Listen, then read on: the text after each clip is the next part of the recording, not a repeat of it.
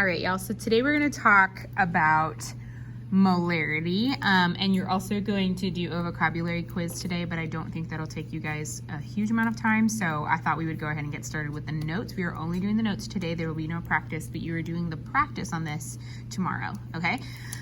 So the good news is that this is a lot easier than of math that we're dealing with. It's easier math than gas laws even.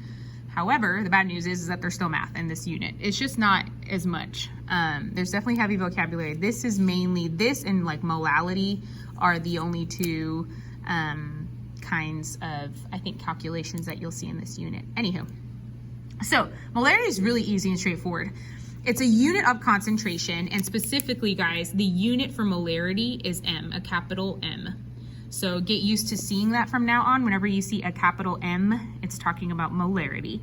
And so, as you see here, our formula says that molarity, the definition of it, is the number of moles of the solute. Remember, solute is the substance being dissolved. So for example, if I have sugar in water, sugar is my solute, per liter of solution. So on the bottom is liters of solution. And it has to be in liters, and this has to be in moles. So sometimes you'll need to convert. If it's not in liters, say they give it to you in milliliters, you need to convert to liters.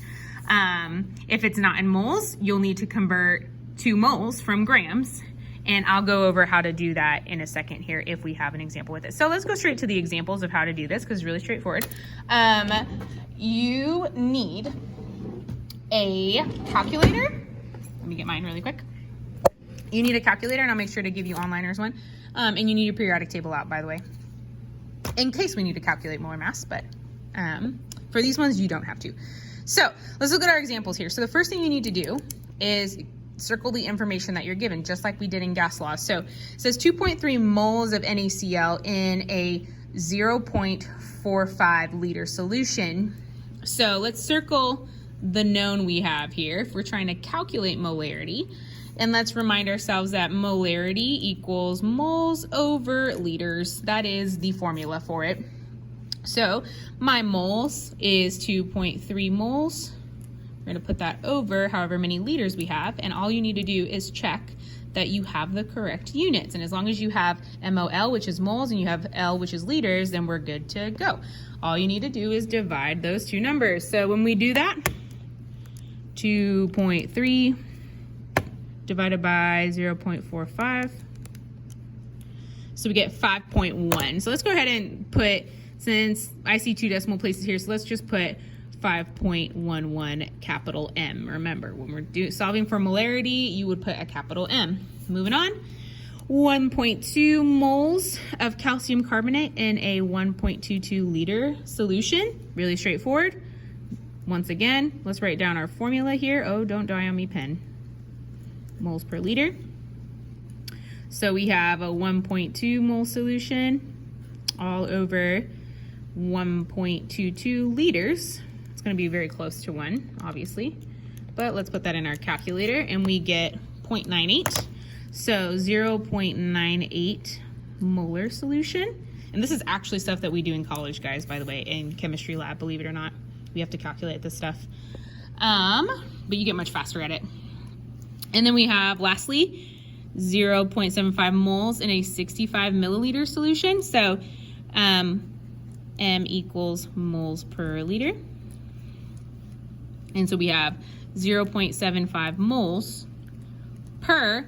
However, notice that here I'm giving milliliters, and so that's why I gave you guys a reminder of how many milliliters are there in 1 liter. Well, there's 1,000 in 1 liter.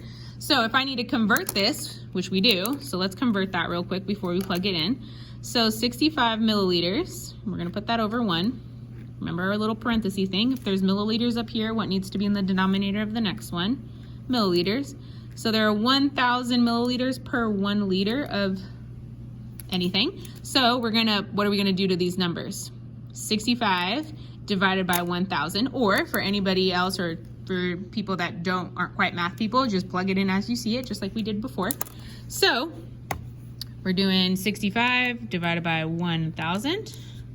So 0.065 liters. So we're plugging in this number.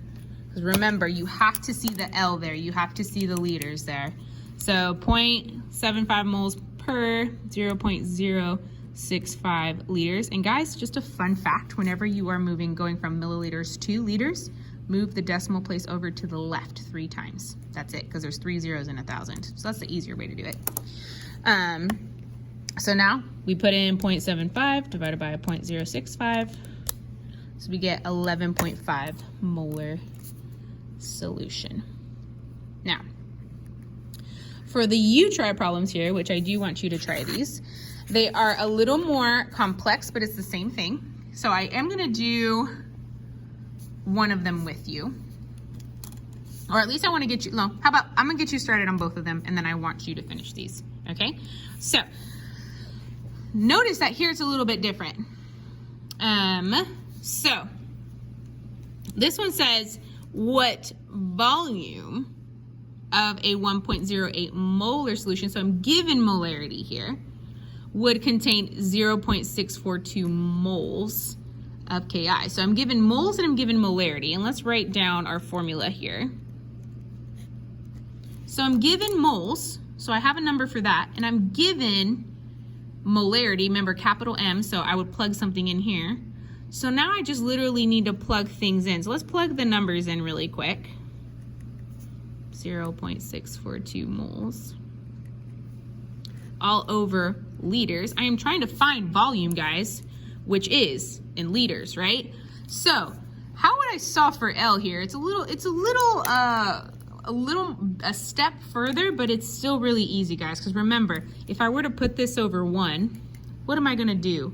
Let's cross multiply and rewrite this whole thing. So if I cross multiplied this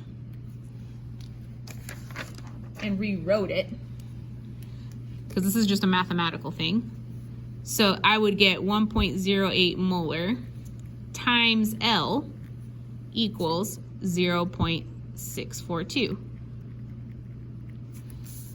Okay, so now how do I solve for L? I have to divide both sides by what? 1.08 molar. So let's do that. So we do 1.08 molar divided by 0. Oh, no. Sorry, reverse that. See, this is why I need to write it out. So you do 0.642 moles divided by 1.08 molar. Okay, so we get liters, or volume here. We would get 0.642 divided by 1.08. So we get 0.59 liters. Okay, so with that being said, in case you end up finding, Gen Chem, don't worry about as much about this if you didn't quite get that. However, PreAv, if you were to encounter like where you're solving for volume, remember, so you almost cross multiply both sides and you rewrite it. That's how the math, the algebra behind it works, okay? So that way you remember what you need to divide by. And as for this one, so if this one's asking me how many grams of CaBr2 are dissolved in, I'm given liters and I'm given molarity. So here, what would I be solving for? So here I have molarity equals moles over liters. I am given liters and I'm given molarity. So obviously I'm going to be solving for moles first and then convert to grams. How do we convert to grams? By using molar mass.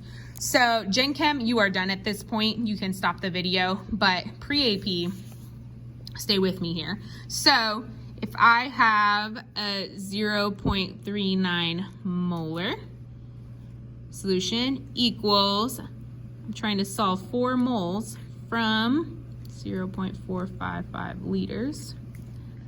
How would I solve for this? You guys keep going, and then you guys convert it into grams. How do we do that? Look back in your notes. How do we convert from a moles to grams?